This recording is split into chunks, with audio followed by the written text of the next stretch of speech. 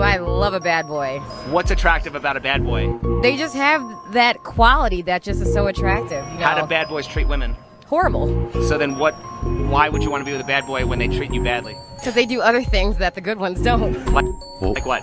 I don't want to go there. Yeah, basically she's saying the bad dudes, they hit it right. And she's willing to throw away the nice guy, the guy that's willing to take care of her, the guy that's willing to take her serious for a guy that's hitting it right. That's toxic. This is our women nowadays, bruh. This is the modern women nowadays. Hey, and the crazy thing is that she ain't lying. And a lot of women, they lie about this shit. But in reality, this is how y'all be thinking. The biggest lie a woman has ever told is this: I usually don't do this. Yes, it's the biggest lie ever told, fellas, but at the same time, it's a very great thing when a woman says that to you. What that means is you're the exception to every other guy out there. You're the exception to the rule. She's very highly attracted to you. She's very interested in you. Sometimes they'll say this when you get their number at the bar, at the gym, or when you sleep with them on the first date. They'll usually say, I usually don't sleep with guys on the first date, or I usually don't give my number out at the bar or at the gym, whatever it is. If a girl ever says that to you, you're on your way, guys. We take no prisoners, motherfucker.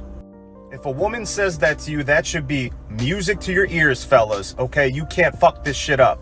Go out and get her. We take no prisoners. Check out and download the Accomplice Club.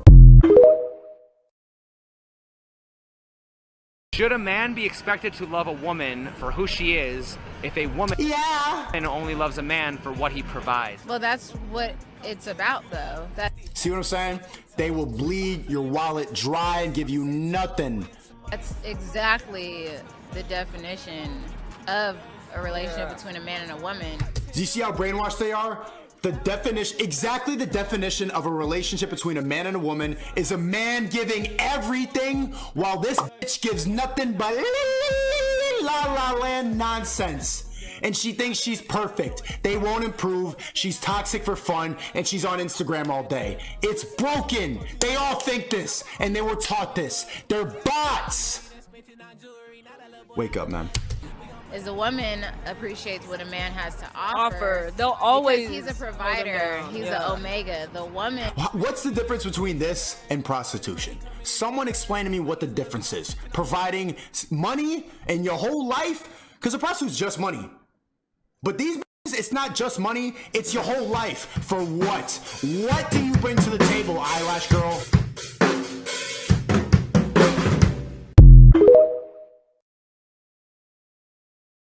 What purposes does feminism serve at this point in America? I can't think of one thing. And they've debunked that fucking women gets paid less. It's because men work more dangerous jobs, men work more hours, so therefore their pay is going to be different because they're willing to do different jobs. So on average, they get paid less because they're doing jobs that pay less. Right. And that's the part that's the brainwashing part behind it, because they convince these people that that's okay. And they go along with that. Oh yeah, girl. Get it, girl. Men get paid more. The loudest person in the room is most oftentimes not the most confident person in the room. Understand that the dude that's talking the most, that's doing the most to get all the attention, oftentimes has the biggest insecurities about themselves. Just looking elsewhere and she's entertaining options. 2 years down the line, when you're maybe not the guy that you were originally. That's why I tell lads now, unless you've had a lot of experience and you're successful and you're in a really good place, don't even look for a long-term relationship, because it's fucking pointless. Unless you're the best possible version of yourself, what's the point? Are you going to settle for a 6 out of 10 when you could have an 8 out of 10? No, I would not see Andrew again. I look like I'm going to see him again. This guy, he's egotistical, he has a delusional mindset on women, and he thinks he's a bit too nice. However, I feel like he did have a good conversation. He is a man that knows what he wants. He obviously gets what he wants, so you can't knock it. And he looks nice. Actually, no, I will. Do you know what? I will see him again. Are you not equal? Are you not equal citizens? Are you not adults? Equal? I wouldn't say equal. I said equal citizens. Equal citizens? Yes. On how you define equal citizens. Equal citizens. Do you not have the same rights in this country as a man? Not necessarily. What rights do you have? What rights don't you have that a man does? Aborting a baby. What rights don't you have that a man does? Don't we have? I have to think of that. You see, that's the answer. You don't. No, ma'am. No, ma'am. I asked you 3 times. There are no rights that you don't have that a man does. And actually, you made my point even when you misheard me. You have some rights that a man doesn't have because you can abort a child. You can make me a parent even if I don't want to be. Thank you for proving my point. You engage in PMO, pornography, masturbation, and orgasm. The body doesn't know the difference between a virtual woman and a real woman. As long as you're experiencing ejaculation, you're communicating to the body, we've just made a baby. We've just ensured the survival of the human race. So there's no need, we don't need this. We don't need pheromones, we don't need heightened masculine characteristics. But if you're in trouble, if you're not meeting this directive, then it has to prioritize these. And this is where the secretion of pheromones comes in place. This is where that subconscious level of attraction is coming in place. So this is the reason why those long stints of abstinence, you're telling the body, we're in a little bit of trouble here. We're not succeeding on this front, and we need to take matters into our own hands. We need to secrete androsterone and make us sexually attractive to women. It's hopeless. It isn't going to get any better.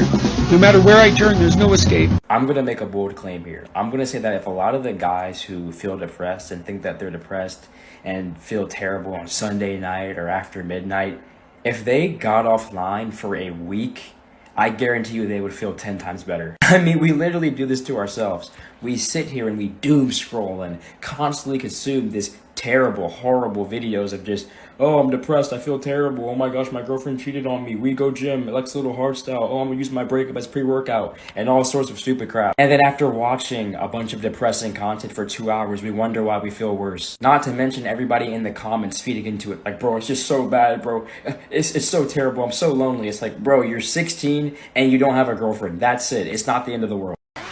You see, on top there's Don Lino, there's me, and there's regular fish. Oh, that's me. No. There's plankton. There's single-cell amoebas. Oh, then there's me. I'm getting there. There's coral. There's rocks. There's whale poo. And then there's you.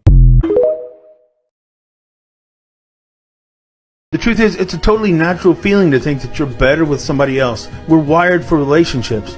The dangerous part is when you take that belief and start turning somebody else into your purpose.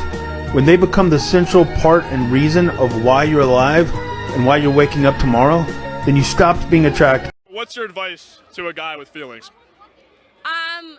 Obviously you're entitled to your feelings, you're human, but have them but don't show them. Yeah, just cry on your own. Cry by yourself. Oh man.